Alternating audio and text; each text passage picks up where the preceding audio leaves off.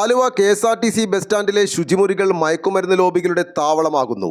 പണം നൽകി ഉപയോഗിക്കാവുന്ന ടോയ്ലറ്റിലെ ഫ്ലഷ് യൂണിറ്റ് ബ്ലോക്കായി വെള്ളം പോകാതെ വന്നതിനെ തുടർന്ന് ടോയ്ലറ്റിൻ്റെ ഔട്ട്ലൈൻ പൊട്ടിച്ച് പരിശോധിച്ചപ്പോഴാണ് മയക്കുമരുന്ന് കുത്തിവെക്കാൻ ഉപയോഗിച്ച പ്ലാസ്റ്റിക് സിറിഞ്ചും ചെറിയ ഡെപ്പികളും ധാരാളമായി കണ്ടെത്തിയത്.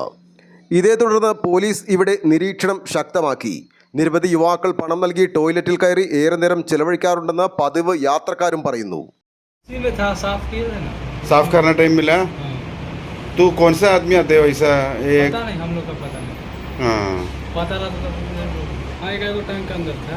हाँ आया था आदमी चेक करने आए थे ना, मीडिया वाले तो देखे थे।